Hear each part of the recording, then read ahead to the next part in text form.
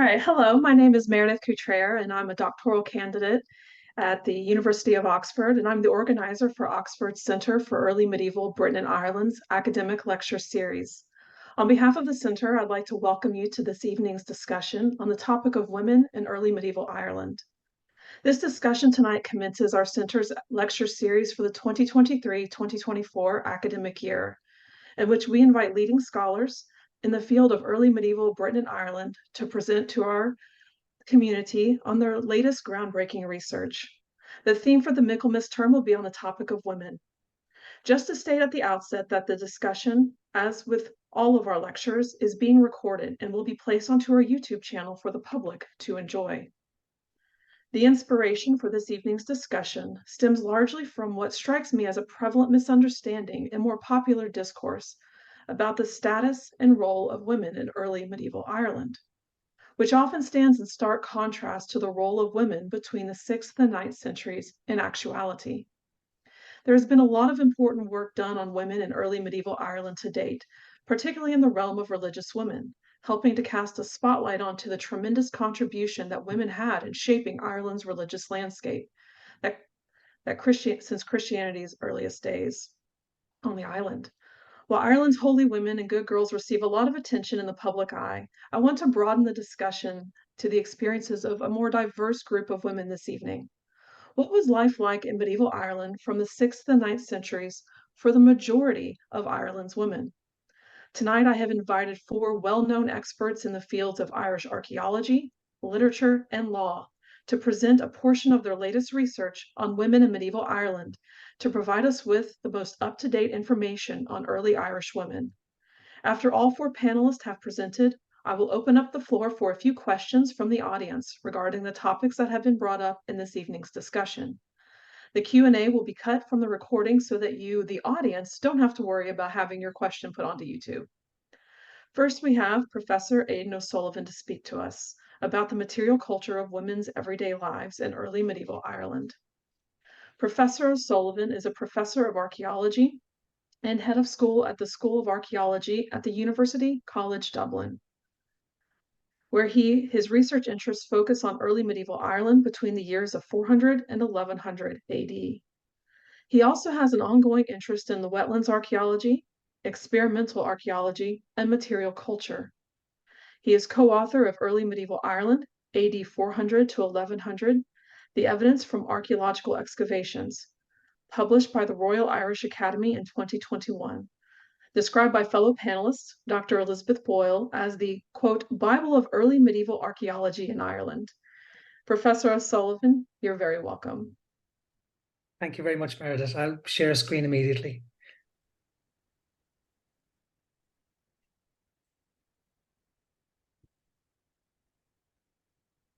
Okay, so in the traditional phrase that we use in the land of post-COVID, can you see that okay? The other one that we use is, you're on mute. Right, okay, my name's Aidan O'Sullivan. I'm going to speak about women in early medieval Ireland, their dwellings, things and bodies. I'm very aware that I'm an archaeologist amongst mostly historians, so what you see here may be a little bit different than from what we get in the next of the session. I'll be listening very carefully to all the other presenters because I'm sure I'm going to learn an awful lot. So I hope you get some insights from some of my presentation here today. I'll be speaking for about 25 to 30 minutes and obviously can answer questions at the end. Right, this is a woman from early medieval Ireland. There she is in her skeleton and a reconstruction drawing. A woman who's buried at Ballymacaward in County Donegal in the 7th century. She was 5 foot tall. She was aged 45 to 50 years. She was probably of high status. Her teeth were good. They weren't really worn down, so she had a refined diet. She had one tooth was grooved from a life of flax spinning. She had a facial disfigurement from chronic inflammation of the eye socket. And she was buried with mostly other women in a burial mound or ferta overlooking the sea. So the question that Clifford Geertz, the American ethnographer anthropologist, would ask would be, who did she think she was? What did she think she was doing? And to what end did she think she was doing it? And really what we try to do as scholars of the past is to answer some of those pretty tricky questions. So in basic principles first, what did early medieval people think when they talked about gender? And I suppose let's start from here. My impression as an archaeologist, and maybe it's simplistic, is that early medieval society was patriarchal and misogynistic. And scholars at the time took an essentialist approach to gender, a binary approach as we call it today. So the early 5th century Roman scholar Maurus Servius Honoratus wrote, genders are so called from that which they generate, and thus are only two principal genders, masculine and feminine, for biological reproduction generates these two alone. So Servius was clearly equating gender with biological sex. Interesting, though, that he thought gender needed to be defined. When people try to define things, it usually means things are a bit woolly and something else might be going on. In terms of other questions, what is gender today? I suppose we're to remember that we ourselves swing between ideas of gender essentialism and performativity. And here I'm thinking of Judith Butler and the idea that we create our identities through performance and negotiation and interaction with other people. And our identities are always in a state of becoming. So we see gender identity as that private individual experience of gender, which is conveyed outwardly through material and physical expressions. And you also have gender roles, activities and statuses that are associated with specific genders in each society. Not the same thing. And also what we might remember is intersectionality. And we should consider it when thinking about early medieval women. The question being, well, which woman? Which women are we talking about? Because there's many different types of women. Intersectionality, as you probably know, is where multiple identities intersect to create a whole that is different from the component identities. And that could be got to do with social class or ethnicity or sexual orientation or religion or age or various different types of disability.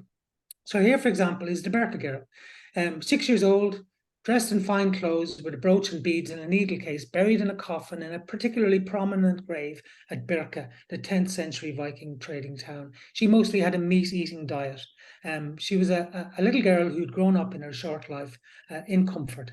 It's impossible for her to have accrued the status that would come through achievement. She was inheriting status or being assigned status from her parents or possibly from her father, who might have been a trader. Intersectionality is also important in terms of age. So, for example, in Anglo-Saxon costume, we can see stages between childhood and adolescence. And in Gotland, Suzanne Tadien has argued that beads mark female age stages related to fertility and a role in perpetuating a lineage, not just chronological age. In essence, little girls have lots and lots of beads, and they diminish in number as a female grows older. So gender identity was most pervasive and least amenable to change in early medieval Ireland for all that. Differentiated by aspects of dress and clothing and jewellery. Men wore tunics and trousers, or women wore calf or ankle-length robes. Women after puberty moved to their husband's home, shift to motherhood and widowhood, as we shall see. Only nuns could stay in one place, perhaps. And women were particularly endangered by childbirth, often have poorer health, as we shall see. So what archaeological and material evidence is available for understanding women's physical lives in Ireland? Well, we have women's dress, costume and grooming.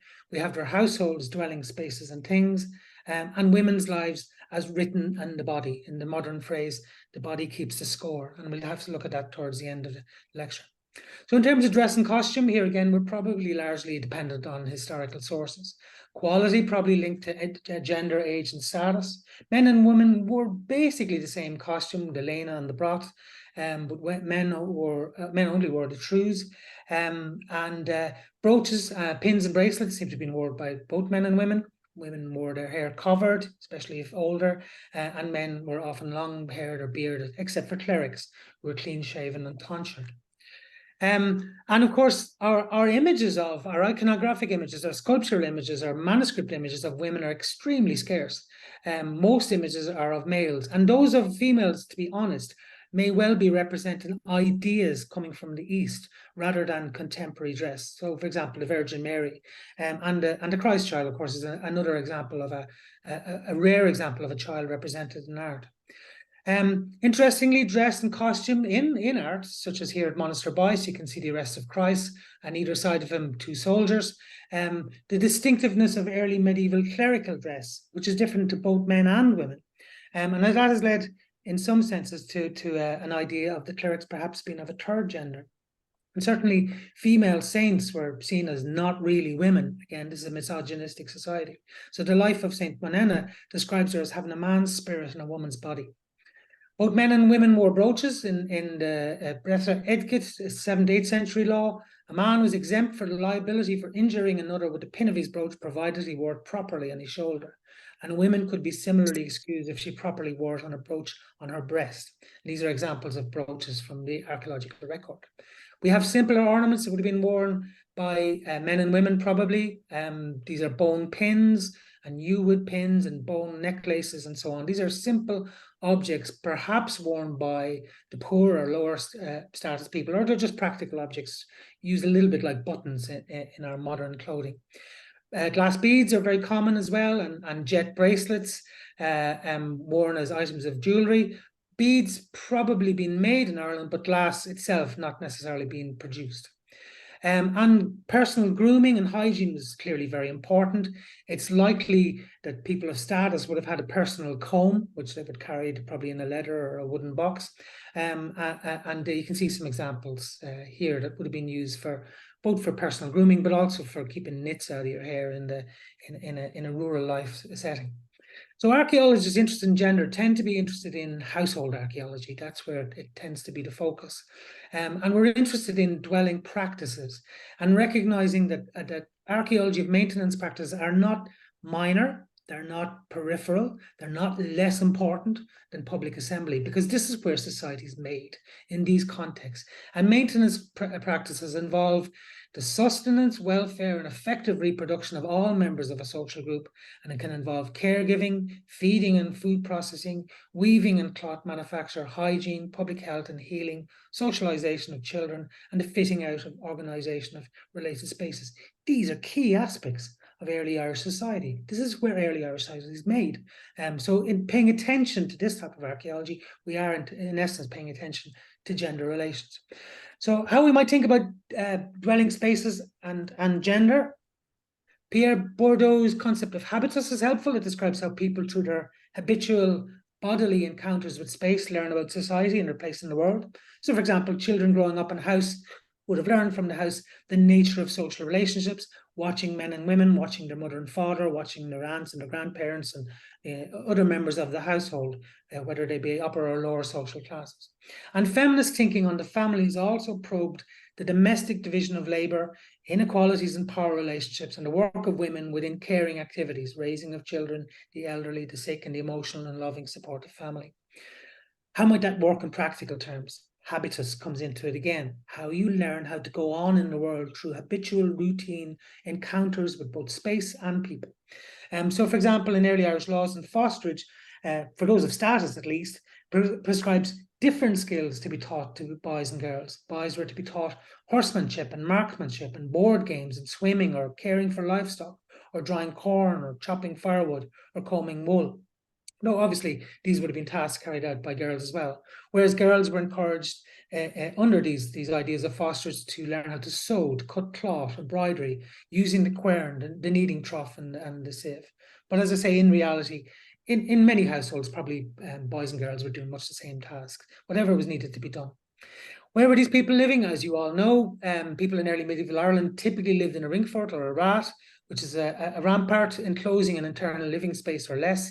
And these ring forts, we have about 50 or 60,000 of them in the country, are the key places for daily life, for houses, for crafts and work. And they expressed ideas of household in terms of house sizes, in terms of kinship, in terms of social status and gender. And examples like this at Deer Park Farms, County Antrim, occupied over 250 to 300 years by many generations. A muintir, a group of people living, linked probably by kindred and affinity and dependency, living together for generations in the same place.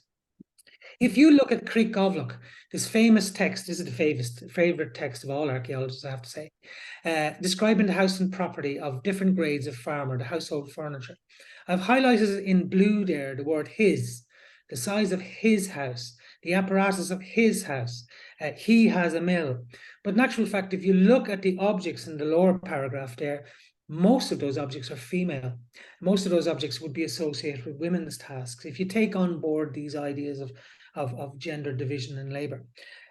So a house should have a cauldron with its spits and supports, a vat in which the boiling of ale or the stirring of wort, a washing trough, a bat or tubs, candlesticks, knives, perhaps for preparing meat, a grindstone, a fire always alive, a candle on the candlestick without fail. And how would this house space be managed? And again, I'm imagining this space being managed by the woman of the house or the matriarch. It's interesting that Creek Goblet implies that an tool or object has its proper place within the house. And there is a confusing, I'm sure Fergus could clarify it first, a confusing text which talks about penalties for damaging movable property. But if they're valuable items, they should really be in a safer place, and the owner has responsibility for the damage.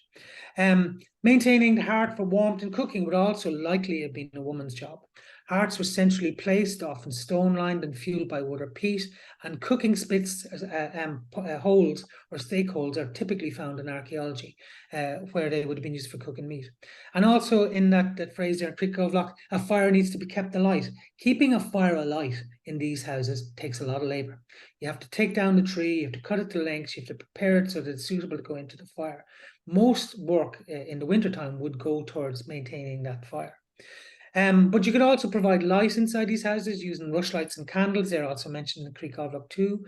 These houses would have been pretty dark and gloomy, not likely to be windows. And during the day, most of the light would be towards the door. At night time, the fire would provide light, but you also have rushlights and candles, and the references and the sources to these. And we even have candle holders from Deer Park Farms and rushlight holders here. As you can see on the left-hand side there from Ranelagh in County Roscommon, and you can see an example of a rushlight holder there on the right-hand side. So you can imagine a dim kind of single room lit by fire, and also parts of it illuminated by these lights. Beds at Deer Park Farms are nearly always on the north side. If there's two beds, and they'll be on both sides. It is an interesting pattern. There seems to be an understanding of how to organize these dwelling spaces, and there is an odd mid-8th century gloss on Creek Goblet which states, "Why is the south side of a house more noble? Because that is the view of the good man of the house, who always sits in the north end or part of the house, because that is the part in which the good man sits." I always think that's a spectacular bit of circular reasoning, but you can just get that glimpse of the potential gendered organization of space within a dwelling. Perhaps not as mannered as you might see in a Mongolian yurt, but some elements perhaps. Also thinking about the woman and the household. There's a lovely passage in the Life of St. Kieran. It's a Middle Irish hagiography text, which talks about, which I won't read it all out, but it essentially states or claims that when a woman is dyeing cloth, using woad to dye it blue, there shouldn't be a man in the house. As Kieran's mother says, "Out with you, Kieran, it is not considered auspicious to have men present for the process of dyeing cloth." Kieran, being a little brat, of course, prevents his mother's dye from taking to the cloth, and his mother has to negotiate with him until eventually he allows it to happen, and thereafter every dye that is made that has been blessed by him was subsequently is as good as it could be. For me as an archaeologist, I'm going, yeah, whatever about that. What's going on there? Why is a woman kicking a young fella out of the house? Why is a male not allowed to be in the house during a dyeing? Is that ideas of magic? Is it ideas of look, superstition, or just practice? But again, it gives you a sense of gendered roles. Feeding the household would be largely the work of women. Lots of the sources talk about that. Quern stones for grinding grain, it's tedious work. You don't get a lot of flour from a lot of labor. And for making bread, you need a fair bit of flour. However you're doing it, either by sourdoughs or by using yeast. And rotary querns are present in every household, and they're treated in interesting ways in archaeological sites. I've written before about the potential that sometimes rotary querns have been smashed and put into particular locations, sometimes at the doorway, perhaps upon the closure or the abandonment of a house. So potentially the link between a mother or a woman and the quernstone. Incidentally, in case I forget to mention it, women in early medieval Ireland at Ranelagh in Roscommon, their joint problems are typically in the hands and in the toes of the feet. If you're kneeling down on the ground using a quernstone for hours, you're going to feel it in your feet. These are images and texts provided by Dr. Sharon Arbuthnot and Maura Nivoynik from the University of Cambridge with their marvellous History of Ireland in 100 Words and their marvellous podcast. An interesting idea of a bargain ban in a loaf baked for a woman, an implication of size there as well, obviously. Another interesting phrases that I find useful in the sources are these items or these pieces of equipment that seem to be owned by women. So you have a sieve or a creaser, you've got the bread kneading trough or the losset, the kneading slab or the lech, the griddle or the lan, the griddle turner, and also a fascinating word, I find the baking stone or the lech fuine, literally the firestone, or that would be one way of baking bread. That's the way we've tried it in UCD, is on hot stones with a pot inverted over in the manner of a modern Dutch oven. And you can see some bread that we baked there in our early medieval house at University College Dublin. We do get objects like that from the archaeological record. The top image there is an alderwood dish from Drumclay. Could be used for serving food, but could also be used for kneading dough. And a replica made by us there from at UCD. And occasionally we'll get glimpses in the archaeological record of linkages between these objects, these pieces of equipment, and women's lives. This is a large trough or probable losset from Deer Park Farms there on the right-hand side, and you can see in the left-hand side where it's been deposited. The trough was dated to 563 AD by dendrochronology.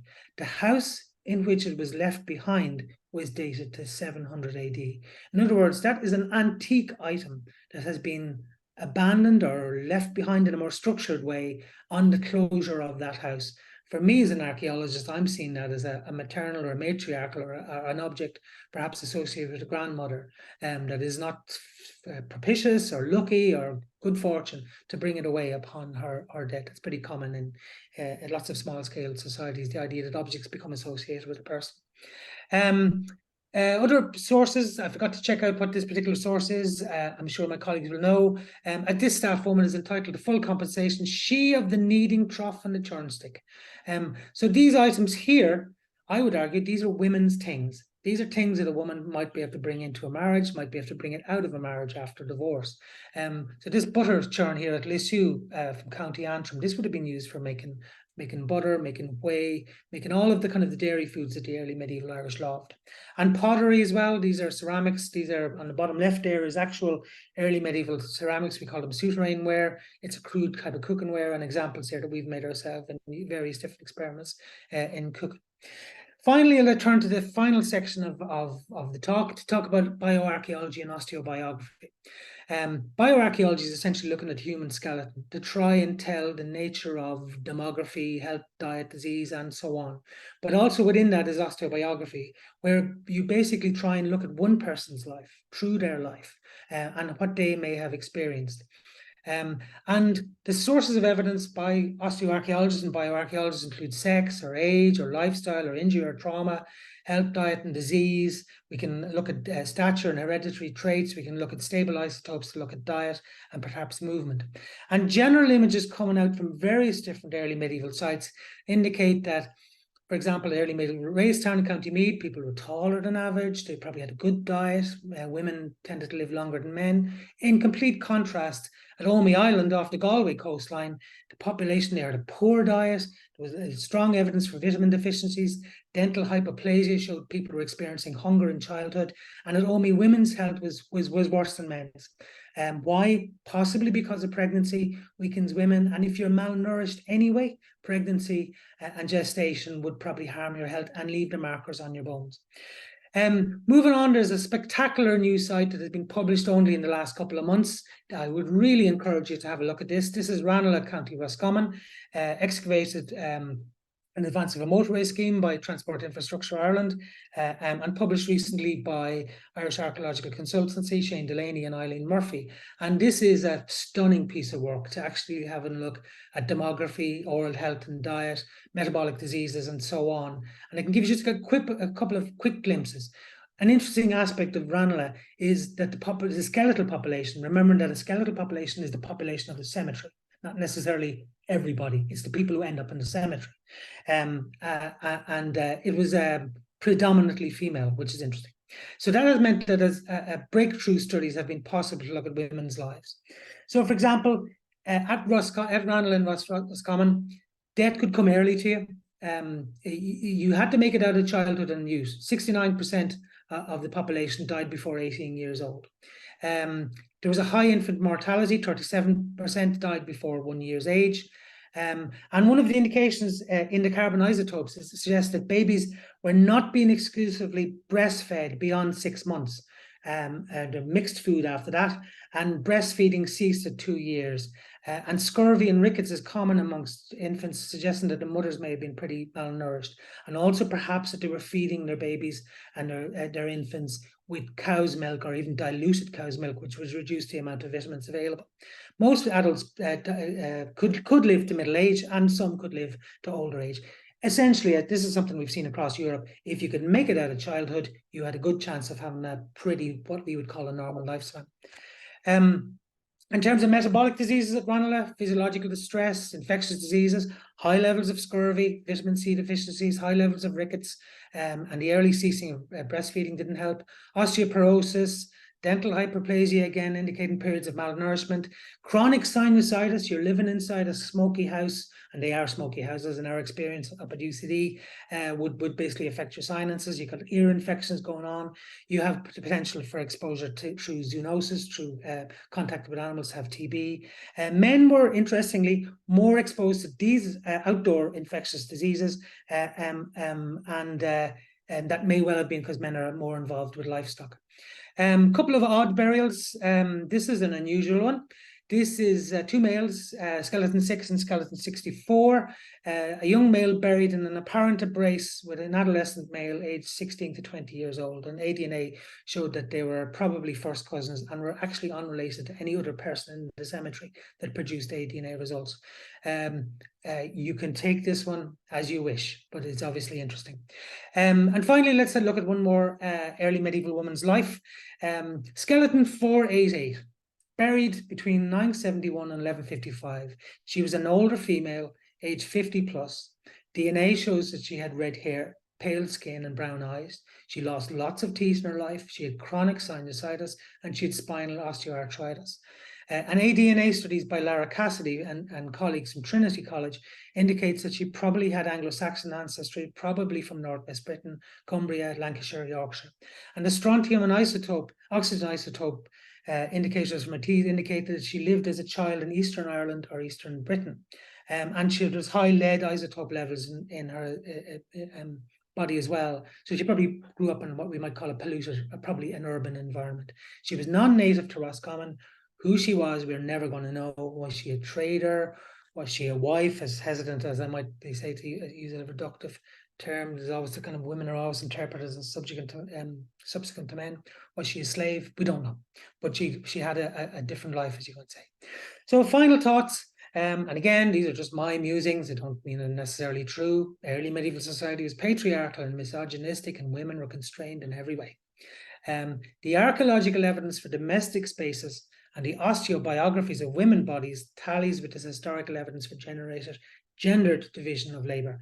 One of the interesting things, for example, is women are more prone to chronic sinusitis and less prone to these heavy, traumas, bodily traumas, breaking arms and so on, more prone to arthritis, more prone to those problems in the hands and the feet and so on, more prone to kind of an indoor life. It's hard to see agency here. It's arguably there in the household. The model might be a woman in an Irish farmhouse in the 20th century, runs the house essentially. But it was probably a good idea to be a nun if you could manage it. If you want to do some further reading, perhaps have a look at our own book, Early Medieval Ireland, the Evidence from Archaeological Excavations. There's a 2021 reprint with a bibliographical essay at the start, which talks a lot about this demography, DNA and isotope studies. But the most important work recently in terms of gendered archaeology in Ireland would be Tracy Collins' work on female monasticism in medieval Ireland. That's mostly later medieval, after about the 12th century, but she does cover a little bit of the early medieval period. And of course, Eileen Murphy's stunning work and her colleagues in the population and demography of that community at Ranelagh, County Roscommon. Okay, I'll leave it there. I spoke for 26, not 25 minutes. Thank you very much, Meredith. Thank you so much, Aidan. I appreciate that. That was a brilliant presentation. Next up, we have Dr. Elizabeth Boyle. Dr. Boyle is a lecturer in early Irish at Maynooth University who works on the literary, cultural, and intellectual history of pre-Norman Ireland. She is the author of such books as History and Salvation in Medieval Ireland and Fierce Appetites. Dr. Boyle, you're very welcome.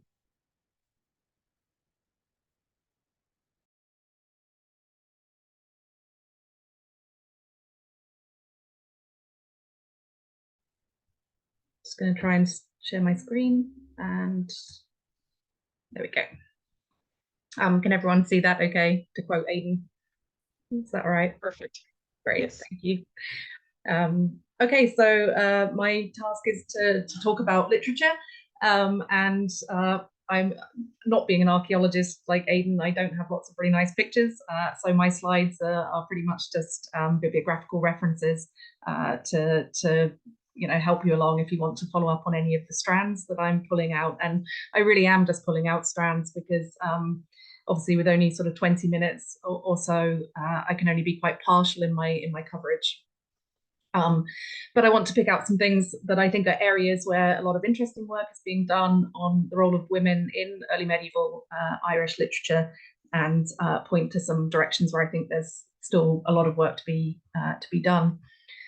So I'm beginning here with sort of the earliest scholarship in the mid-90s, Thomas Clancy's article on female poets in early medieval Ireland, to start us off with the question of female authorship and whether women actually wrote any of the texts that survive to us today. I suppose the simple answer is that we just don't know. But Clancy made probably the best and strongest case for possible female authorship, and in the case of the Isagan poem, almost certainly female audience anyway, of a cluster of sort of three texts that seem from a later addition to one of them to be maybe connected with an area in southwest Ireland, and that's the poem Athfadam sa Besmara, which is better known as the Lament of the Old Woman of Bera, which is a poem quite well known, that is an old woman sort of looking back on her youth and articulating her sort of grief at her old age and the passing of youth, the passing of life. The second is a poem known as Isagan, which is based on the idea of women nursing the baby Jesus. The title Isagan is a sort of an affectionate diminutive of the name Jesus, and it's full of kind of legal vocabulary. I'm sure we'll hear more about legal vocabulary pertaining to women shortly, but it sort of articulates the relationship between holy women and Christ as one of nursing mother, at the same time as Christ is also the sort of legal lord of these religious women.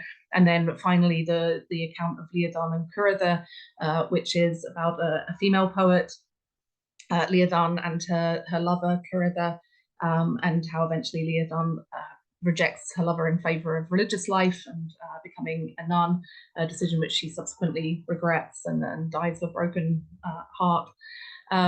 So these poems, as I say, are the ones that have a good argument for possible female authorship and certainly perhaps for female audience.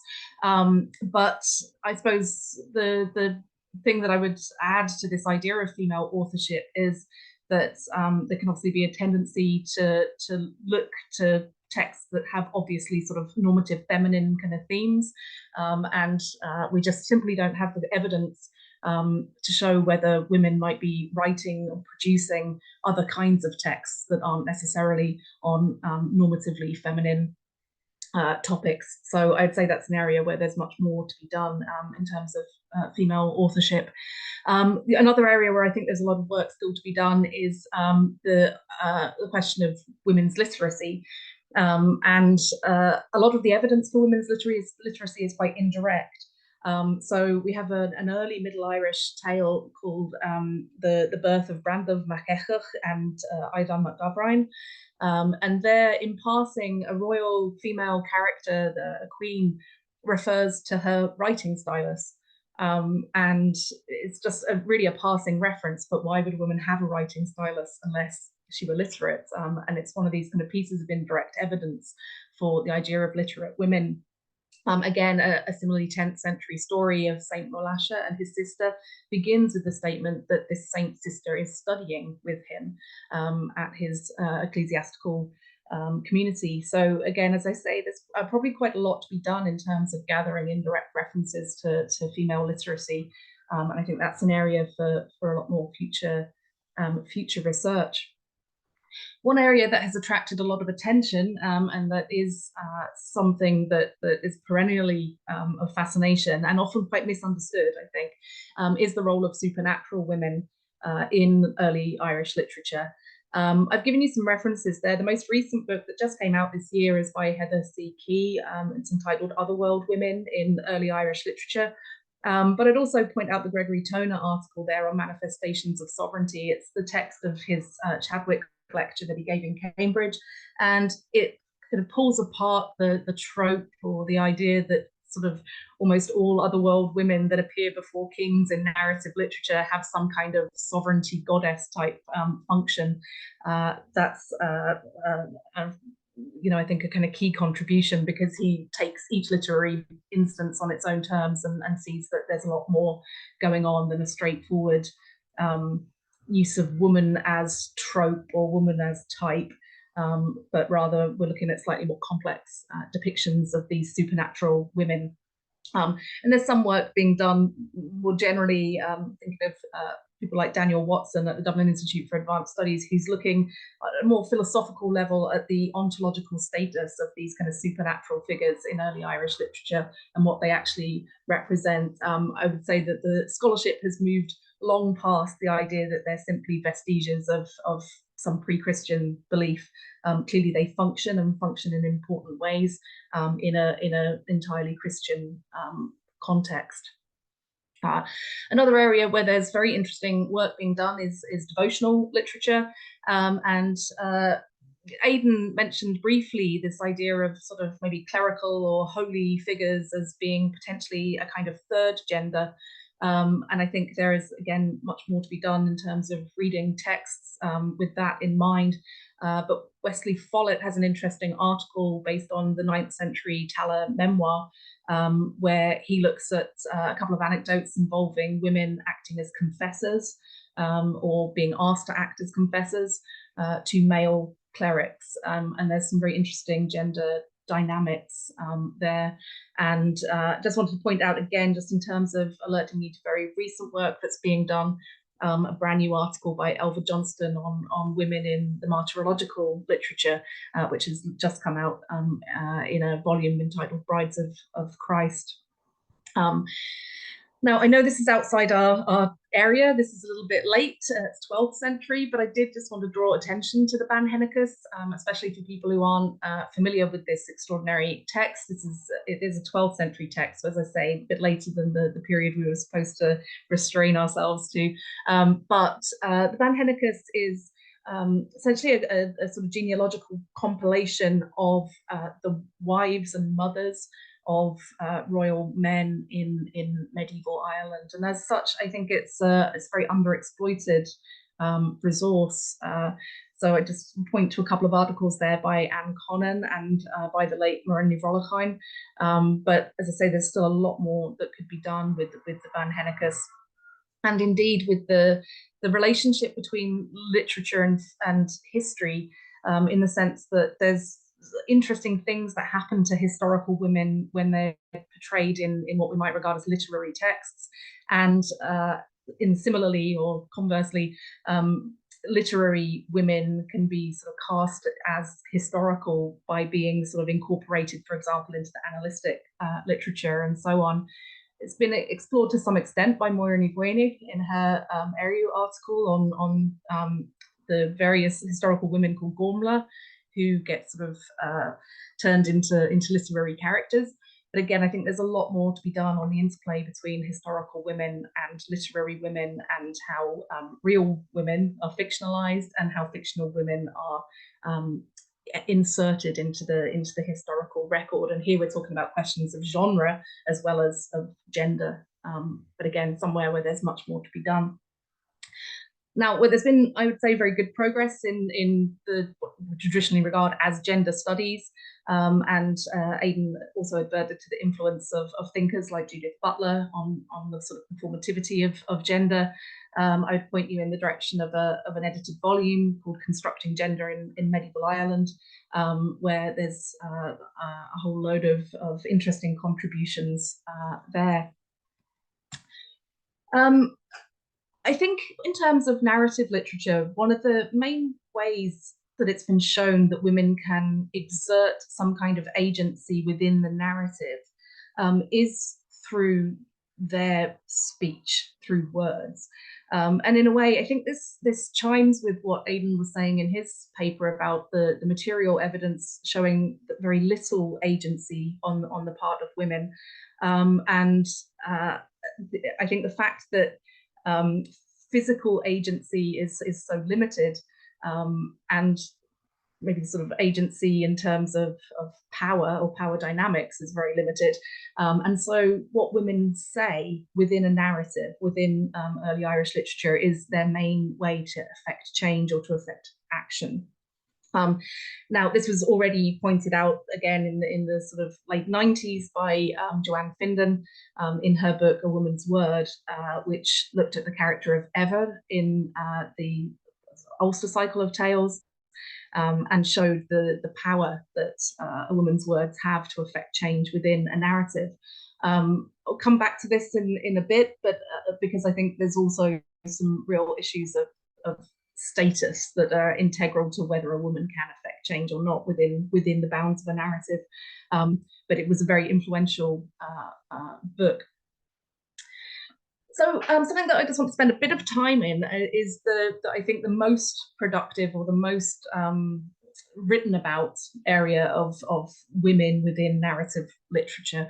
And that is the idea, I suppose, if I was to tie these quite disparate studies that I've got there on the slide, but the idea that medieval Irish literature functions, for whatever else its functions are, whether it be entertainment or education or political allegory or whatever, that medieval Irish literature can also function as a kind of fictive space in which sort of general social concerns or social patterns can be commented on obliquely through fictional narrative, and that it can function as a way of perhaps articulating paradigms, but both positive and negative, of gendered behaviour.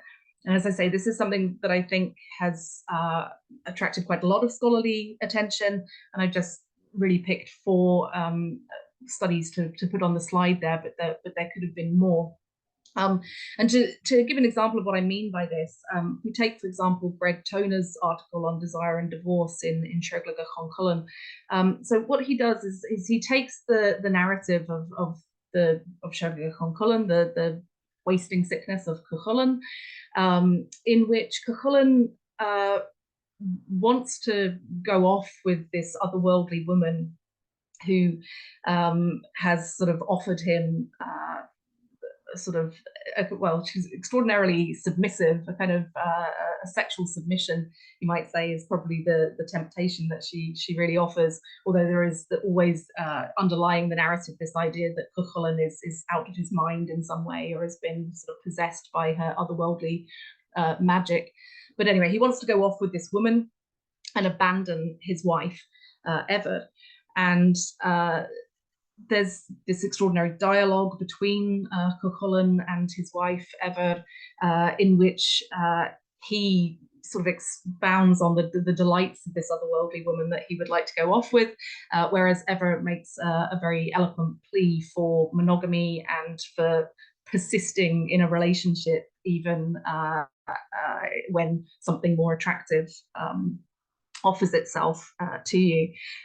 So Toner has argued that perhaps and this is what I mean about the tale being a fictive space for commenting on social concerns, is that he suggests that something that's underlying this narrative is a real social concern with the fact that divorce was relatively straightforward and easy to obtain in early medieval Ireland.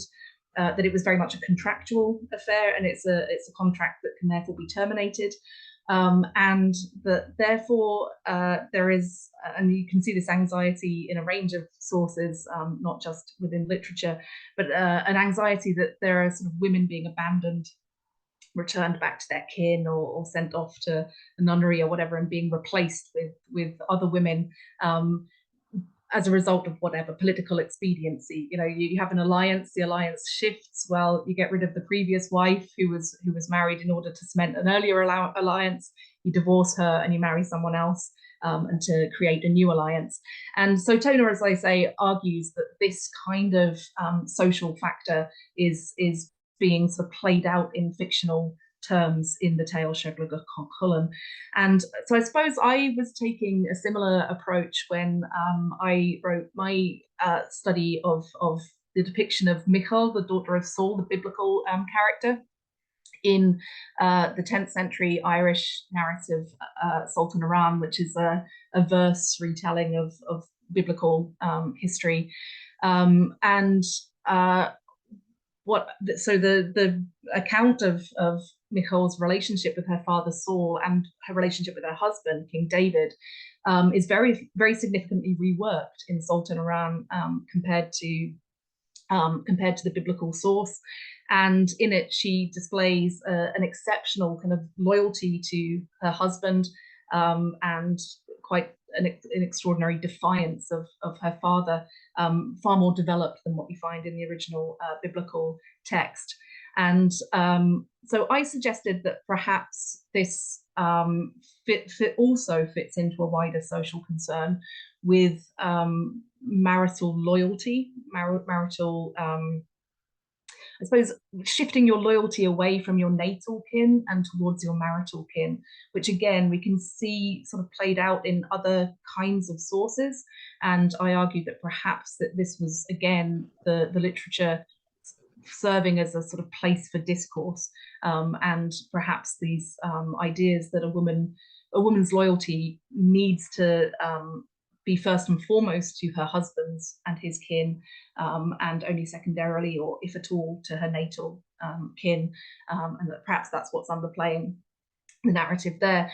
That also brings me to the point that actually in literature from early medieval Ireland that deals with non-Irish women, so for example here where we have a biblical character, she's very thoroughly recast and Gaelicized, you might say, to make her more recognizably Irish. So we have a process of sort of cultural translation where women, even if they're not Irish at all, get often recast in very Gaelicized terms in the literature. So I suggest that there are various sort of emerging patterns, and one of those things is that, now this is within the limit of women having very little agency in early medieval Ireland, but that in narrative literature there is a depiction of some relative agency for high status women. Now, not so at all for women of lower status or women who were enslaved, where we see in narrative that they're regularly depicted as victims of sexual violence, for example, and have almost no agency within texts. But for high status women, there is, I suppose, a couple of places where we see their agency being exercised, usually, as I say, through words.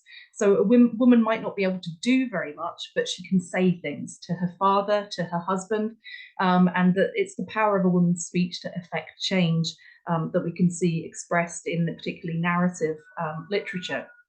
And also, I would suggest perhaps a developing interest now at the very end of our period and into the Middle Irish period, so a little bit later than we're looking at, but a developing interest in the idea that a woman should have some kind of consent to her marriage, that it shouldn't simply be the decision of her father. If the father acts, in literary terms, if the father acts against the woman's consent in arranging her marriage, there's almost always negative consequences and usually bloodshed as a result of it. And so perhaps, again, there's this idea that a woman should have some say in her marriage partner from perhaps the 10th century onwards.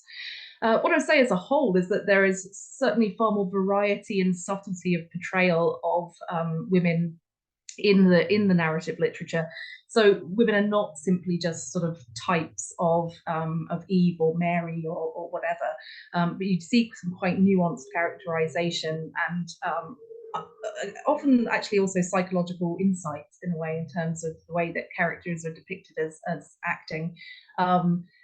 We might suggest that perhaps the character of Meredith, the wife of Alil, is perhaps one exception of a woman who is perhaps not subtle at all, but she seems to be very much an exception in the way that she's depicted as someone having martial agency and power and wealth in a way that is not typical of female characters in the narrative literature. But there's a lot more to do. I mean, there's a lot more to do in relation to all of the narrative texts that survive from early medieval Ireland. They are, on the whole, relatively kind of unstudied. But I would also say that, in particular, we need more to be done on women's education and access to literacy, women's roles in the production and consumption of texts, to figure out, who is actually writing this stuff, who is reading it, and who is potentially producing some of the manuscripts that can't necessarily be connected to particular ecclesiastical sites already. And I finished there with a picture of the Cathedral at Kildare, because next year is the 1500th anniversary of the death of Bridget.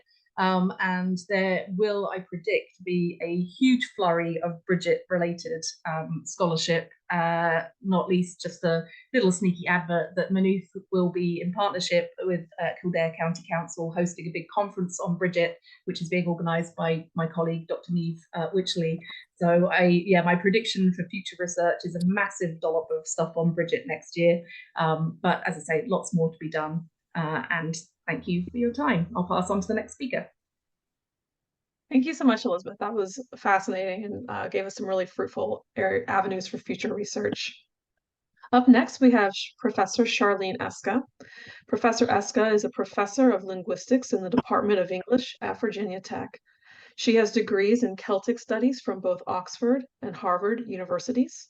Her work primarily focuses on the early Irish laws and manuscript studies. Her most recent book is a critical edition and translation of a previously undiscovered fragmentary medieval Irish legal text on lost and stolen property. She is currently working on several projects, including groundbreaking research on women in early Irish marriage law, a portion of which she will be presenting on this evening. Professor Eska, you're very welcome. Thank you so much. Thank you so much, Meredith, for your kind introduction. And I've learned a lot from the two talks before me. My slides are not nearly as pretty as everyone else's, so thank you for being very patient with this. And yes, there we go, starting the video. Okay, so my contribution today will be a brief overview of the legal evidence we have relating to women and marriage, followed by a more in-depth examination of the topic of polygamy, because we can't really talk about marriage in early Ireland without addressing that topic. So to start, our main sources for women and marriage in the early Irish laws are here on the slide. Fergus Kelly has written extensively on this subject in his Guide to Early Irish Law. So the sources are Coin Landovna, the Law of Couples, the Heptads, the Bandera Tract, which concerns compensation for women, and the Tract on Marriage and Divorce. All these tracts are part of the Seneca Mar legal compilation, most recently dated to about the year 700. While the legal material provides us with a wealth of information about various types of legally recognized unions, reasons for divorce, the distribution of the couple's property in the event of a divorce, and the legal capacity of various classes of women in relation to their own property within marriage, there's much the laws don't tell us, such as how exactly a marriage was formalized in terms of all those nitty-gritty details that historians love so much. Within Koilanovna, we are provided with a list of various types of legally recognized unions. Now, a union is defined as any situation that could result in children, be it legal or illegal. And much has been made of the list of unions in Koilanovna. And most recently, in an examination of the early Irish marriage laws, Leanne Bronick discusses some of the Old and Middle Irish legal and literary examples of the word Caedmuncher and concludes that certainly the mistranslation of Caedmuncher as chief wife does not constitute evidence, no matter how often it's repeated. We'll surely be better served if we begin with the not unreasonable hypothesis that in early medieval Ireland, as elsewhere, polygamy and Christianity are not compatible and see how far it will take us. Now, indeed, it is very useful to pause and re-examine previous generations of scholarship and challenge some long-standing assumptions about legal terminology. Bronick's article suggests doing away with the translation chief wife or primary wife and using spouse, where it can refer to the wife, husband, or both. This, along with head of household, are meanings which the word has always had. Moving forward, scholarship can most certainly benefit from a more nuanced interpretation of the word, and it does not mean the same thing in every context. So it follows, takes as a starting point Bronick's work and re-examines the early Irish marriage laws in light of this argument, situates them within the larger medieval European context, and concludes that the situation in early medieval Ireland is not perhaps as clear-cut as Bronick would suggest, and that there is evidence in the early Irish legal texts that polygamy was allowed under customary law. Core issue here is whether polygamy, specifically polygyny, was allowed in the early Irish laws. Clear definitions of these terms must be given first, as their meaning differs from scholar to scholar. Polygamy is defined as having more than one spouse, be it male or female, and polygamy is an umbrella term that also includes polygyny and polyandry. Polygyny is when co-wives share a husband, polyandry is when co-husbands share a wife. As noted where by Zeitzen, the definition of polygamy, in other words, hinges on the definition of marriage, and there is no consensus in anthropology about what exactly marriage is. Now, polygamy is by far the most common of these two practices found throughout the world. Furthermore, although a society may allow polygamy, it does not necessarily follow that the practice is widespread in a community. Maintaining more than one legally recognized relationship simultaneously can be expensive and often only practiced by those with sufficient social status and resources. For the purposes of this paper, a concubine is one who is recognized in a relationship but not betrothed. She will, however, have some customary legal rights. Concubines and secondary wives do not necessarily hold dishonorable positions within society, even if they are lower on the sliding scale of relationship status from the primary wife. In early Christian Europe, their children could inherit if they were acknowledged by their father. That being said, the distinction between a wife and a concubine was not always clear-cut. Now, when examining social institutions of the past, one must be careful that our own modern understanding of these terms does not color our interpretations. Marriage is now most often thought of in both religious and civil terms, but marriage was only officially declared a sacrament by the Church in 1547. Historically, it had always been a secular affair. The concept of marriage as a sacrament has its roots in the writings of 12th century theologians, and its first mention as a sacrament is in a document issued by Pope Lucius III in 1184, but marriage was considered a religious affair long before that. While marriages for love have always existed, most marriages, particularly of the elite, were for political or resource purposes. Our modern Western European and North American notion of marriage primarily for love as a cultural ideal really only came into existence in the late 18th century. So this brings us to the question of how do we determine what makes a marriage, or at least a higher status legally recognized relationship is defined by the early Irish laws. Simple answer is that legally recognized marriage involves the consent of the kindred in a formal betrothal, which usually forms the basis of the marriage contract involving the exchange of property between them. In other words, what goods each will contribute to the household. The term coefke is used for the portion of this which the wife brings in, which remains hers for the duration of the relationship, provided there are no legal grounds for her losing it or part of it. Returning to the list of Koilanovna, there's a sliding scale with the most socially desirable unions at the beginning shading into those illegal towards the bottom. As noted by Charles Edwards in his work on the Welsh marriage laws, the Irish list of unions is based on the same principles as the Welsh one. At the honorable end of the scale come unions by gift of kin, then unions to which the kin consents, but which it does not initiate. Thirdly, unions to which the woman consents, but her kin does not. And finally, unions to which she does not consent. end quote. Charles Edwards further notes in regards to the Welsh classifications of unions that this strategy for classifying sexual unions is natural in a society which permits polygamy. Now, there's also certain fluidity in both of these systems of classifications, as divorce is possible for multiple reasons in both early Irish and Welsh law, including the equivalent of a no-fault divorce. And it's possible for the nature and status of relationships to change over time. For example, in a situation where a woman has been abducted, the woman's kindred might relent after time and decide to formally recognize and acknowledge the relationship, and thus it can move up the scale of social status. As pointed out by Nancy Power, Koinlanona considers types of unions, not types of women, although types of women figure into the system, particularly in the glosses and commentaries.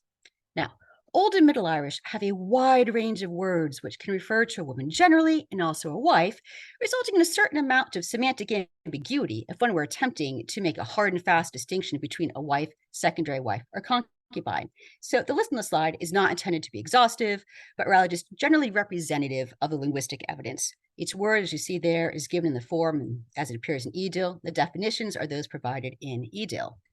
Now, the point of this list is to highlight the fact that one cannot simply look at the word Céadmhaintear without looking at the other words, which can mean wife, head of household, spouse, etc. Failing to consider the other words and their relationships to each other and how they figure in the legal landscape could give us an incomplete picture of the laws. And if one were to look at all the words in EDIL, one would more clearly see the shifting meaning of some of these words in relation to the referent social position or relationship status. The point being, the vocabulary has a fluidity to accommodate these changing social relationships in a way which English vocabulary for similar words does not. It should be noted that two of the most legally important figures in the Irish laws for women, the Céadmhaintear and the Ailbhilteach, contain elements derived from Latin. Now, there are Irish words and terms that correspond to the Latin ones. The very fact that the Irish uses Latin loans for key members of the household is unusual. Why are there Latin loans when Irish already has a full range of terms with the same concepts? In other words, why do we need the Latin ones if we already have Irish words? Now, before returning to the issue of Latin loan words for key members of the Irish household, an examination of some of the early Irish legal evidence for polygamy will be looked at. So there's an oft-quoted commentary from Heptad 50 on the four lawful women, where we find the Ailbhilteach with sons, the Céadmhaintear with sons, the Céadmhaintear without sons, and the Beagor Gantsa, the woman of joint dominion, who must by definition also have status as a Céadmhaintear, but a Céadmhaintear is not necessarily a Beagor Gantsa if she does not bring enough wealth into the marriage. The woman of joint dominion has equal property as her spouse. Now, the larger context here is of dependent members of a household whose disadvantageous contracts are impugned, but not others. And Bronick here understands the word Ailbhilteach as an adulteress and not a secondary wife. However, he doesn't elaborate on what exactly this means within the larger context of the laws. I'm sure he'll return to that later.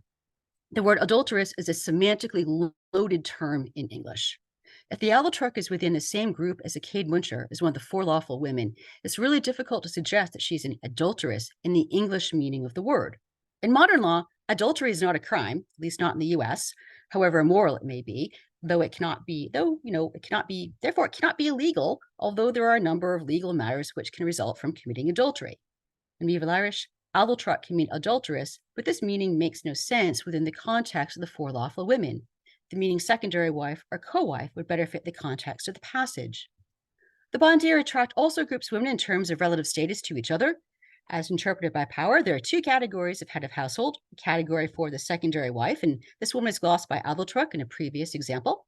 Next, the concubine, and finally, relationships which did not involve the consent of the woman and or her kindred. Thus, three main categories of A, wives and secondary wives, B, concubines and recognized relationships, and C, those who are in irregular or secret unions. Note that the differences in the first category are of status, not categories of relationship, as the first three types of women listed are included in the four lawful women. In terms of the penalty fines for killing women in the aforementioned categories, the highest penalty is paid to the husband in the first, decreasing to nothing at all in the final category. It should also be noted that the tract on marriage and divorce frequently groups the Céadmhaintear and Ailbhilteach together when discussing household fines. Different types of Céadmhaintears also appear in one of the passages discussed by Bronick, which he suggests might derive from the tract on marriage and divorce.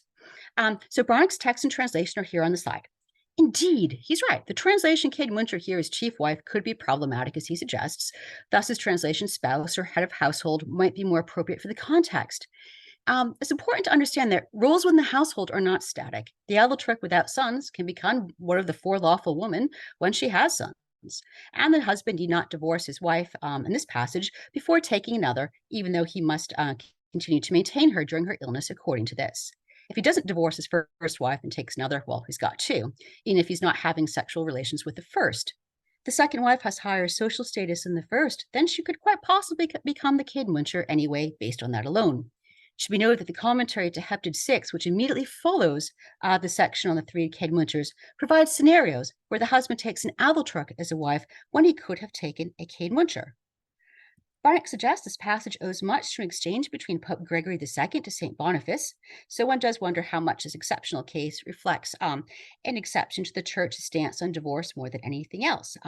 Boniface was a staunch advocate of the indissolubility of marriage, and he viewed this as his primary concern rather than issues of polygamy, and he was very active in shaping the parameters of marriage as a Christian institution. It should be noted here, though, that Boniface's own letter, right, doesn't survive, but the answer does. Okay. And we do know that he wrote several letters to subsequent bishops of Rome asking for clarification and guidance on issues surrounding marriage. And a lot of this was in relationship to Gregory I, responsiones to Augustine of Canterbury in 604. So no, in other words, this is not just an isolated, letter. The issues going on here have been going on for hundreds of years previous. So divorce was not forbidden under the early Irish laws, but it was only allowed in very limited circumstances according to the Church, normally being limited to cases of consanguinity, affinity, or impotence. The Church's position on these matters and what was or wasn't grounds was not consistent and changed throughout the years. This is not to say that people only got divorced for these very limited reasons. The reality is that people divorced for a wide variety of reasons, and the nobility were quite happy to use the Church's own regulations to their advantage to divorce whenever their marriage no longer proved advantageous. The point of this is that no matter how much the Church regulated marriage and sexuality, it does not mean that every professed Christian adheres strictly to canon law. Barnick's statement quoted above that polygamy and Christianity are not compatible, it's true, but divorce was not strictly compatible with Christianity either, and divorces happened with regularity. A remark by Zeitzen best illustrates this point. Quote, men will present their official wife to the world and the researcher and hide their other wife. It comes back to the anthropological truism that what is legal and is advocated as the ideal or the right way with respect to marriage does not necessarily represent the reality people practice, unquote. Also discussed by Barnick is a passage from Coinlandovna. Now, what's not discussed or quoted, however, is a gloss found in both the main text and source B, where the stipulation is added the Caedwinter gets not only the equivalent of her own bride price thrice, but the payment of her honor price if she remains in the relationship along with the new wife, because of the fact that bringing in a new wife to the household is legal grounds for separation. Note that in this passage, the wife does not have to leave. This is clearly a situation where the glosstators envision more than one wife in the household. The very fact that the new woman is coming in with the coifka means that she's coming in as a wife, not a concubine. Similarly, there's a commentary from Bretha Eithgid, and also in Heptad 6, which both mention the jealousy of a Caedwinter and her ability to inflict injury in a limited period of time on an Adaltric who has become part of the household.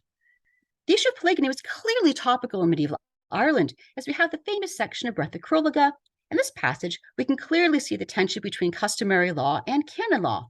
If polygamy were not allowed in early Irish society, then there'd be no reason for the redactor to make this comment. Unfortunately, this is not discussed by Barnick 26. Also worthy of note is the commentary in Coinlandovna, section 35, source A, and apparently here the husband could potentially have multiple simultaneous relationships with these women. These are all women as classified, they're all classified as types of concubines, and these relationships all have the acknowledgement of his wife and kindred.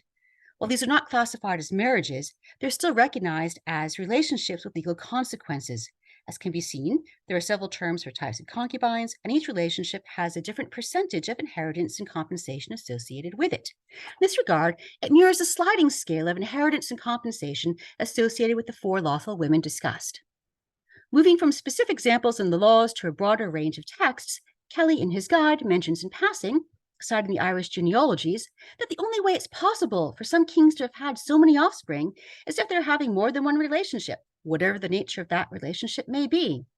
Charles Edwards has noted that it would have been advantageous for members of the nobility to have more than one recognized relationship so as to create political alliances.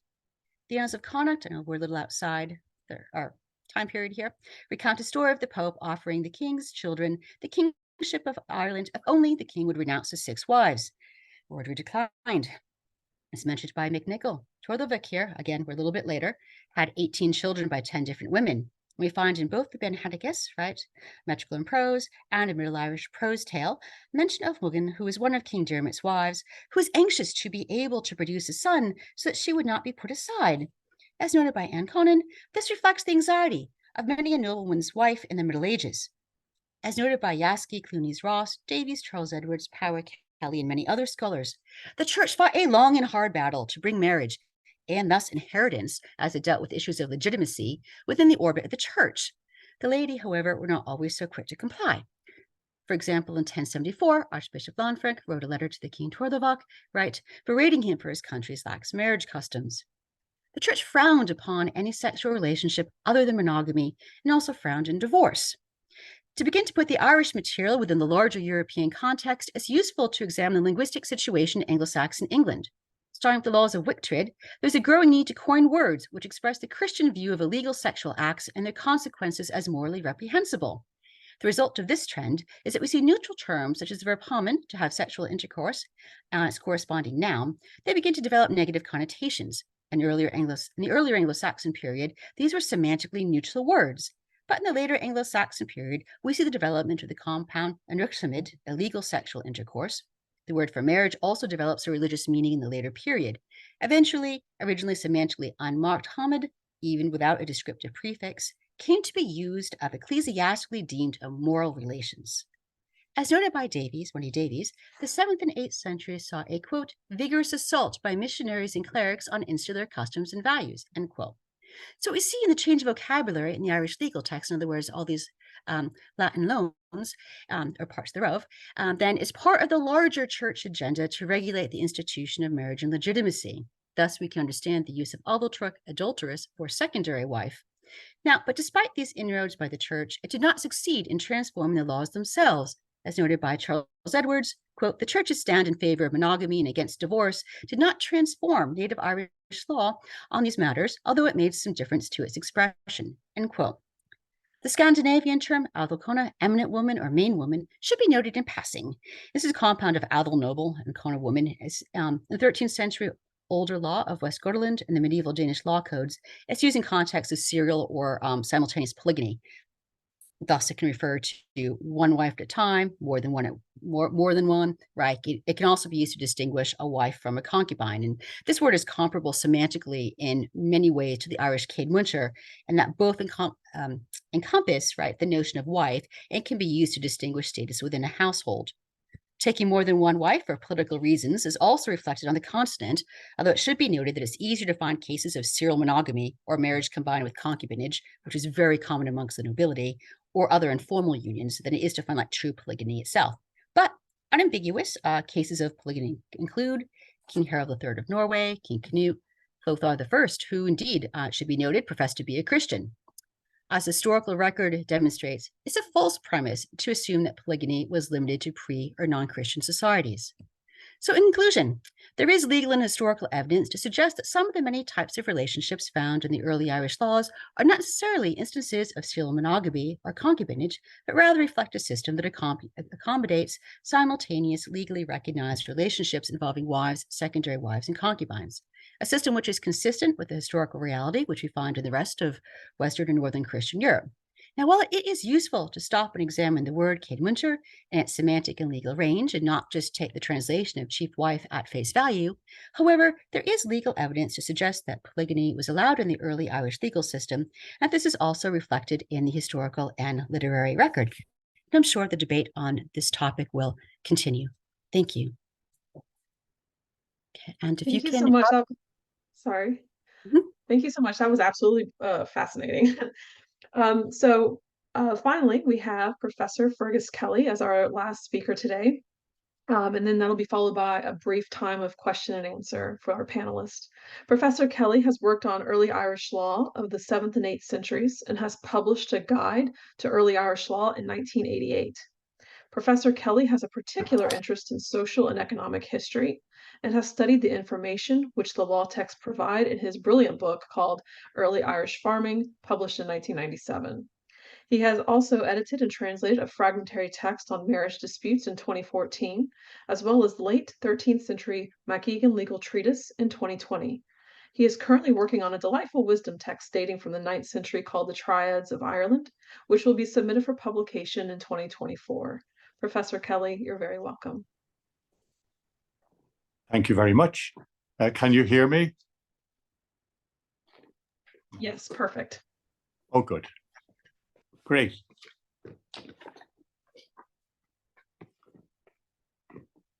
Thank you, Meredith, for organizing this most interesting conversation.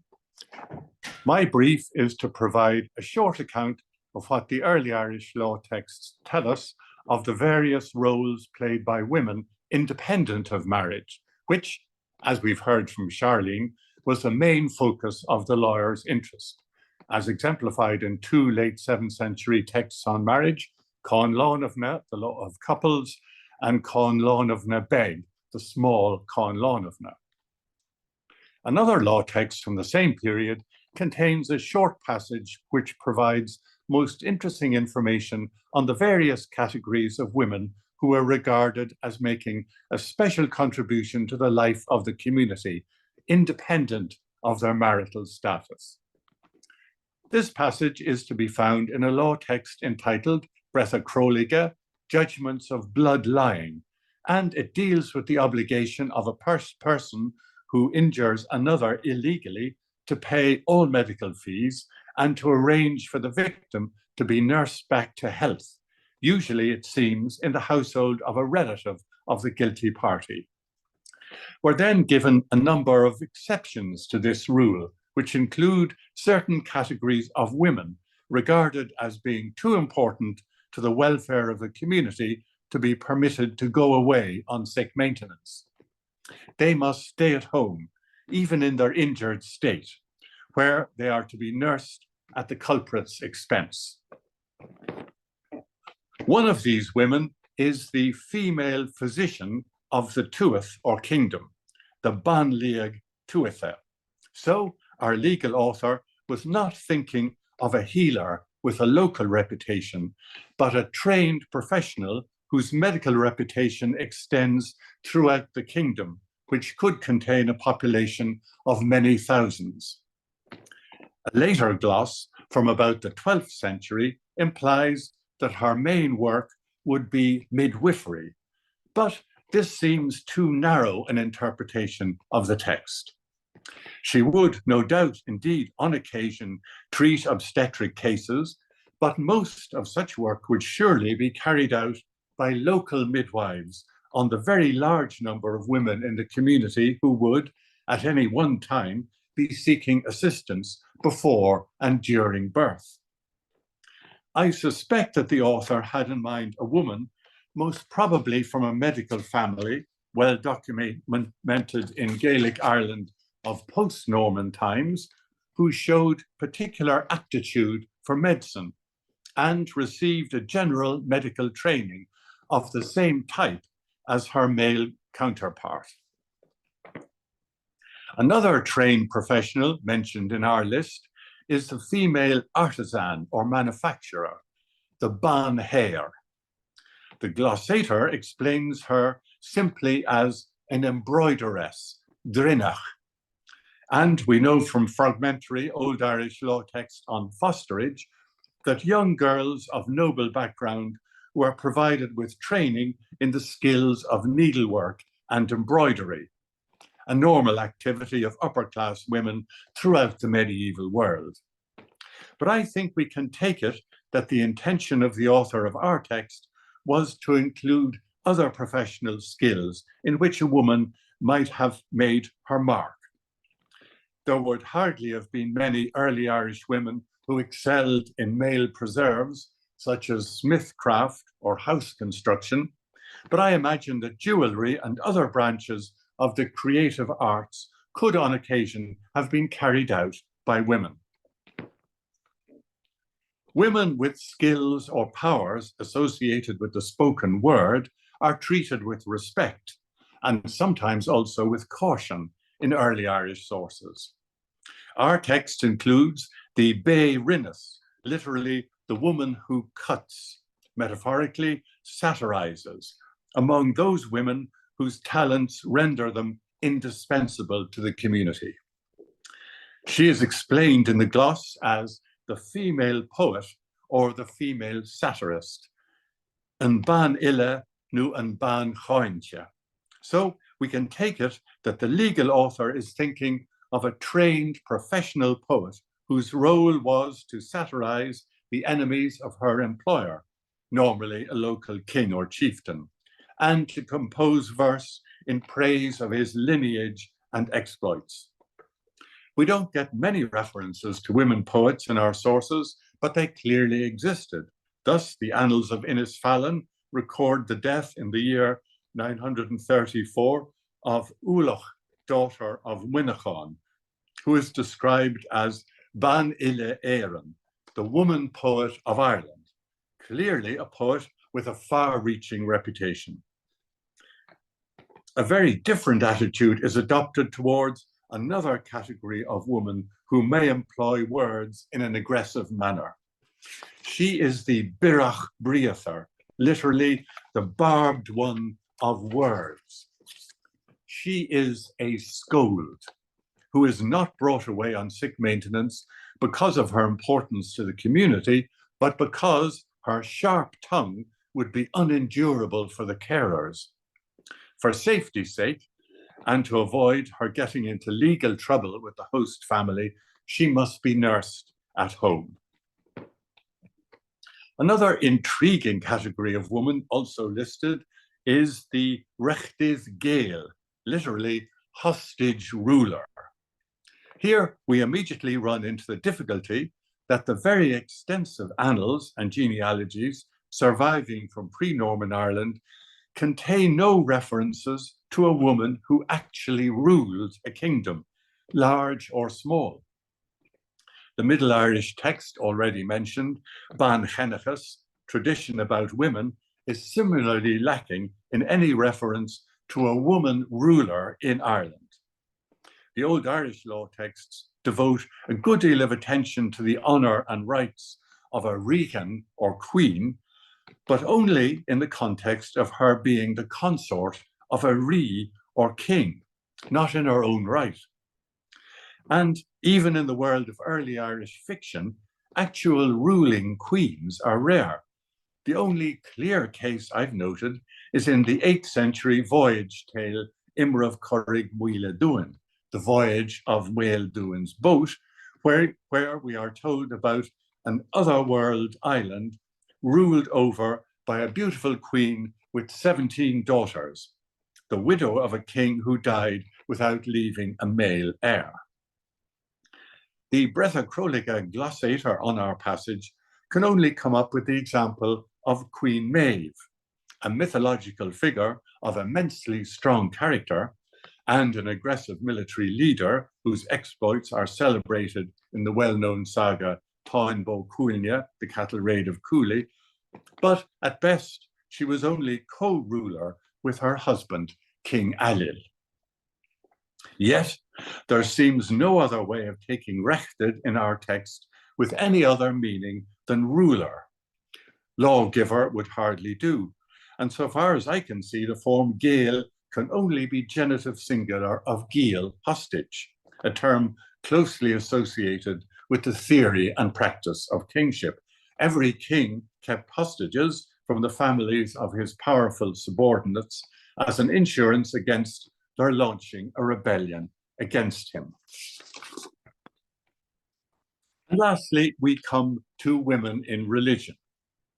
As in the medieval world generally, the church might be a welcome refuge for a spiritually minded girl or woman who was not attracted by the prospect of marriage, or in other circumstances, confinement in a convent might be the penalty imposed on a wayward or disobedient daughter.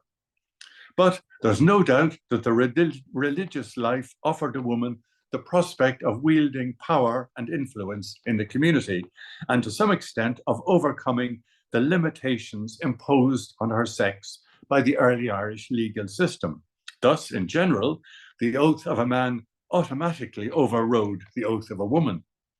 But one text specifically states that this does not apply in the case of religious, the oath of either sex being treated on an equal footing. Our text distinguishes two categories of women with religious affiliations who are described in metaphorical terms, a stylistic device very much favoured by the authors of the law texts, and indeed in early Irish literature generally. One of these is she who is abundant in miracles, muoinech ferta, explained in a gloss as a female hermit, ban deorad gay. She seems to have been a freelance religious with powers recognized or at least tolerated by the church authorities. The other is the woman who turns back the streams of war, ben suis rotha cogtha for coola. The glossator is no doubt correct in taking her to be a miracle worker within the convent structure, and gives the example of the abbess of Kildare, ban chavarba Kiladara. There is some evidence in the law texts that a nun might even penetrate the male preserve of legislation. Thus, there's a tradition that a nun named Dari, probably an abbess, promulgated ecclesiastical legislation in an attempt to curb the early Irish practice of killing livestock in warfare. This legislation mirrors that of Adavnaw, the abbot of Iona, who is credited with a law designed to protect women from being killed or raped in war. Addenda to this text also include the stipulation that women should not act as armed combatants in warfare. I conclude then with one final mysterious category of women listed in our text, which I find rather touching. This is the woman who is revered in the territory, arvidnech tuitha. The accompanying gloss is non-committal, merely stating that the territory gives her honor. Clearly, she is too important in a community to be allowed to travel away from home on sick maintenance. We are not told on what grounds she is honored, whether it is by reason of land ownership or personality or general altruism or some other virtue. But she seems to have been the early Irish tuath's equivalent of someone whom we would nowadays call a national treasure. Thank you very much. Thank you so much for that. That was fascinating to hear about all the other designations of women in Irish law. I think that's a good stopping point for today. I want to thank you to the panelists again for such a fascinating discussion. You all did a fantastic job. And thank you all for those who attended.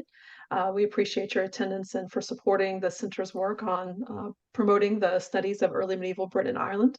Have a lovely Friday night and take care.